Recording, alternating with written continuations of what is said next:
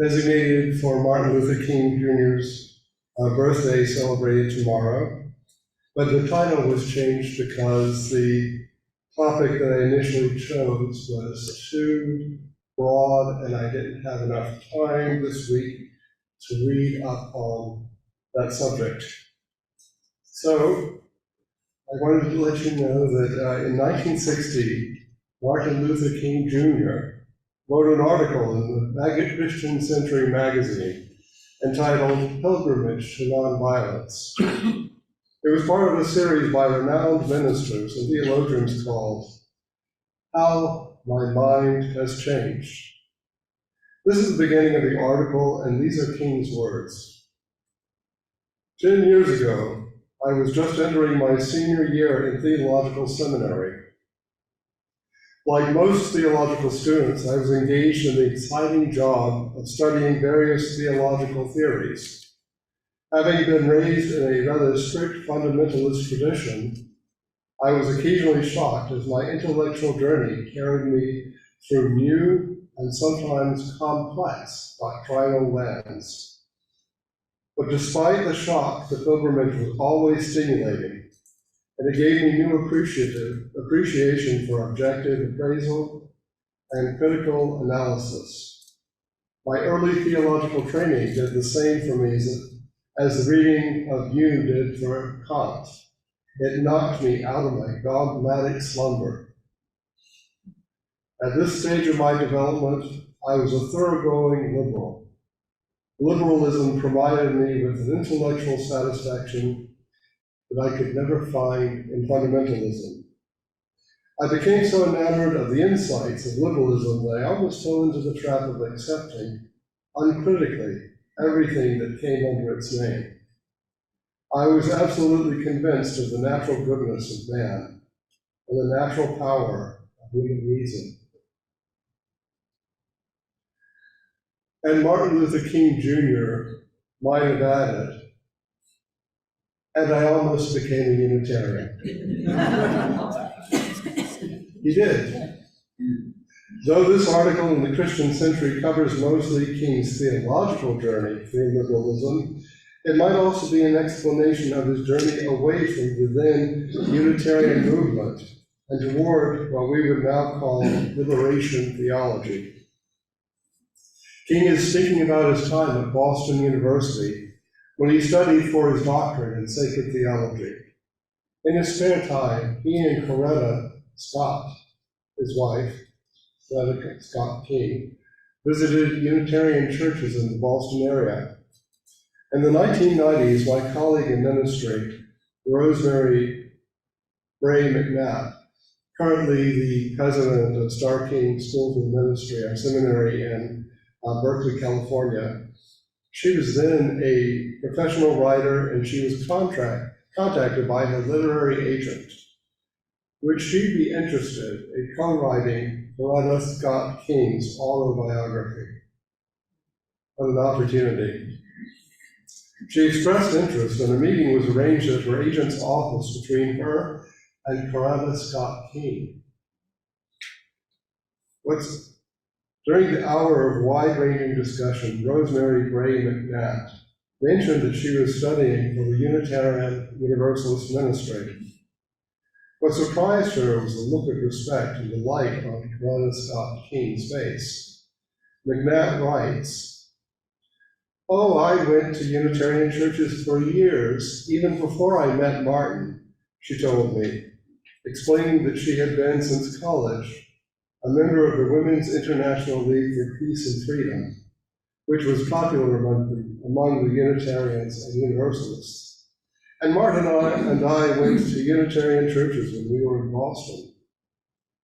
What surprised and saddened me most, this is Rosemary Bray McNabb speaking, was that she said what she said next.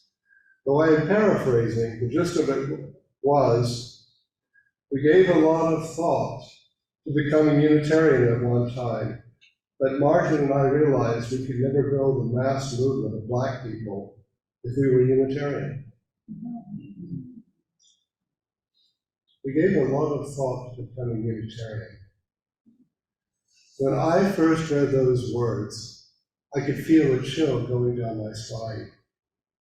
The most influential American religious leader of the 20th century, the man who gave voice to the civil rights movement, the beginning of the civil rights movement, the man who called us to live in peace and equality, the man whose words inspired millions to embrace nonviolent social change in this country. And he gave a lot of thought to becoming Unitarian. What if Martin Luther King Jr. had decided to join our religious movement? This isn't a question quite as ludicrous as what if Eleanor Roosevelt could fly? This is something that he was actually thinking about. So I'm going to talk to you a little bit today about what were the possibilities. First, it is unlikely that he would have ever made it into our ministry. Our religious movement, though unequivocally supportive of the civil rights movement for African Americans, was until the late 60s and early 70s also actively engaged in the discouragement of people of color who wished to join its ministerial ranks. As Rosemary Braid Knight writes, King might have found his personal struggles to serve Unitarian Universalism as least as daunting as the Montgomery bus boycott. It seems likely that had King entered the Unitarian Universalist ministry, he would have felt constrained by the struggle of dealing with an institution primarily of white people who, while opposed to discrimination against blacks, were also largely confirmed in the opinion that black people would probably not be very good Unitarian Universalist ministers. In other words, King's struggle would have taken two very different courses. It is unlikely that had Martin Luther King become a Unitarian Universalist minister, that he could have led a mass movement for African American civil rights from any of our then established churches. To be a Unitarian Universalist minister means speaking the truth with love, but also not disturbing the theological appetite sometimes, with too much mention of God or Jesus. I can only imagine if Martin Luther King Jr. had given his I Have a Dream speech before the Lincoln Memorial, that the next issue of our denominational magazine would have included letters complaining about the Unitarian Universalist minister quoting from the Bible and thanking God Almighty. Sometimes we are more concerned with theological and political ideas, reason and conformity to a liberal ideal, than to the cadence and poetry of the spoken word. A well-reasoned life devoid of passion would not have satisfied Martin Luther King Jr. And that was what the ministry was like in the 1960s. I've read a lot of sermons and materials from the 1960s written by Unitarian ministers. There was never a moment in a lot of the materials I've read where you have the minister talking about what it's like to shake hands with someone. This would not have done for King. Equally unlikely is that King would have found a power base in the Unitarian Universalist churches of his day, or even ours today, in the same way. Mostly white congregations would probably take issue with an African American minister frequently absent from his pulpit due to his involvement with political and civil matters. He didn't visit me because he was leading the bus boycott. He did not speak on Sunday because he was in a Birmingham jail. I could hear the complaints coming in. Then and now, I do not believe that any of our congregations would tolerate a minister committed in that way to social justice. Yes, justice is probably the most frequent topic from a Unitarian Universalist pulpit, but actual action is relatively controlled among our ministry, but it might interfere in congregational life. As a Black Baptist minister, though, King was able to speak and act freely in ways that he would not have been otherwise. In those days, most African Americans feared speaking out. If they did, they were often subject to unemployment and sometimes even violence. Black ministers, though, were employed by the communities that understood they could speak openly about fear in ways their congregants couldn't. The other direction of Martin Luther King's ministry, had he become a Unitarian and Unitarian Universalist minister, would have been liberating our denomination. King would have had needed to challenge the ideas and attitudes of reasonable Unitarian Universalists on the subjects of race and ethnicity. He might have challenged us to reach out more effectively to different sorts of people. His gift with words would have been used to change Unitarian Universalists as much as it did our nation. Had he been in our denomination, Martin Luther King would have found his greatest challenge in changing us. Imagine I have a dream given before the Unitarian Universalist General Assembly about King's vision of a more inclusive liberal faith. Imagine the organizational skills that King possessed used to grow our churches. Imagine the voice that he had speaking the truth with love. Well, I am grateful for our nation's sake that King decided to enter the Baptist ministry and to have the ministry that he needed to have. I am sad that he didn't enter our ministry. With his gifts, the Unitarian Universalist Association might be a different place nowadays. With King's gifts, we might have found our theological place and entered the 21st century more comfortable with the theological diversity that we have as vehicles for justice and liberation. Perhaps with King's contribution to our religious movement, we would feel more comfortable talking about evil. In his refutation of liberalism, King said it was the inability of liberals to acknowledge the cruel and broken side of humanity, that which sins, which drove him from liberalism. In his lifetime, King saw the dark side of humanity, acknowledged it, and still believed in a better day. King wrote about the things that he found commendable in liberalism. Of course, there is one phase of liberalism that I hope to cherish: its devotion to the search for truth, its insistence on an open and analytical mind, its refusal to abandon the best light of reason. Liberalism's contributions to the philological, historical criticism of biblical literature has been of immeasurable value and should be defended with religious and scientific passion. It often spoke to me that though King decided not to enter our ministry, that he still valued our religious perspective. I'm still waiting for Martin Luther King Jr. to join our ministry. No, not specifically him, but someone like him who believes in us so strongly enough to fight the good fight with us. I would like to hope that our religious movement can move away from being a primarily Anglo-American one to being more racially, ethnically, and culturally diverse. I would like to see more ministers of color speaking in ways now alien to us about the challenges of justice and the calling of the Spirit. I would like to be part of a Unitarian Universalist movement that is unafraid of our culture and willing to embrace its historic roots without reservation. But these things cry out for a prophetic style of ministry not common among us. There it is, ministry. Martin Luther King Jr. was a minister. After a fashion, he was a minister to an entire nation, and many were converted by his words and his example. We need people like Martin Luther King Jr. to enter our ministry.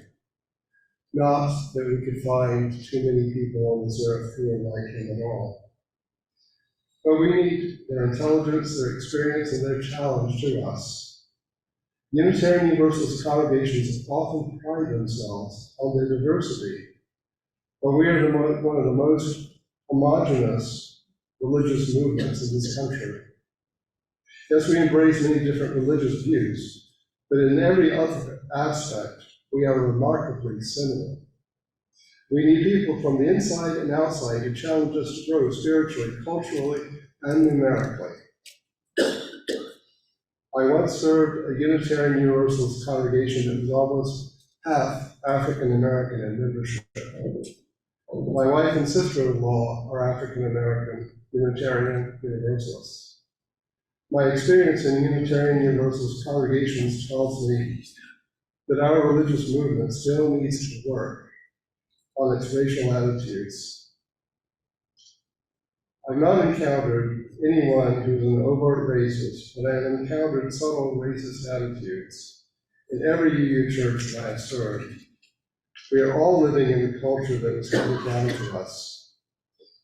When we are talking about race and other multicultural issues, we must remind ourselves that we did not grow up in a vacuum.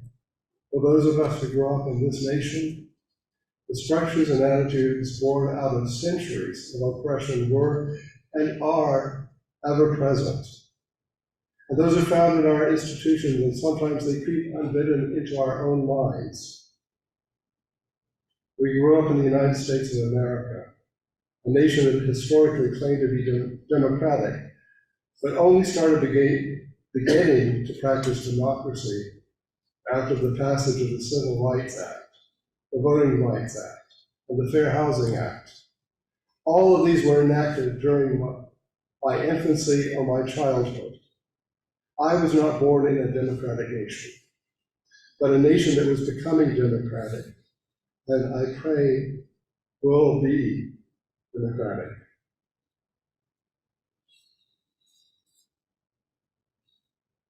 I believe that the mission of Unitarian Universalism, one of the missions, is to find the power of love and reason to overcome every barrier that history puts before us. We're here to create a better world out of the devastations of the past. We can do so when we accept personally our own faults, work on them, and honestly endeavor to change society. In so doing, we need to accept that the stranger, however he, she, or they is defined, has the power to change our souls. If we believe that we are perfect, then we will never change, or we will collectively wither. When he attended Unitarian Universalist churches, I guess Unitarian churches back then, King began studying the writings of Theodore Parker, a 19th century Unitarian minister and abolitionist. King often quoted Parker without attribution. In that regard, King is often given credit for something that Parker originally said. The moral arc of the universe is long, but it bends toward justice. Our recent religious tradition tells us that we are best when we work for justice for this planet and all our people. Sometimes, though, that work is also within ourselves, for we are all still works in progress. We must also believe that whatever crisis befalls us, that it is possible that the spirit of love will prevail. It is that all-encompassing love that King tells us overpowers injustice. And crucially to our liberal Unitarian heritage, I believe reason and logic also have that power. Martin Luther King ended his article in the Christian Century with these words, and it seems fitting to end today with them as well. Though the context is very different, they still speak to our human condition and our continuing hope. King said, "In spite of the tensions and uncertainties of our age, something profoundly meaningful has begun. Old systems of exploitation and oppression are passing away, and new systems of justice and equality are being born. In a real sense, ours is a great time to be alive. Therefore, I am not discouraged about the future. Granted that the easygoing optimism of yesterday is impossible. Granted that we face a world crisis which often leaves us standing amid the surging murmur of life's restless sea. But every crisis has its dangers and opportunities. Each can spell either salvation or doom. In a dark, confused world, the Spirit of God may yet reign supreme. Amen.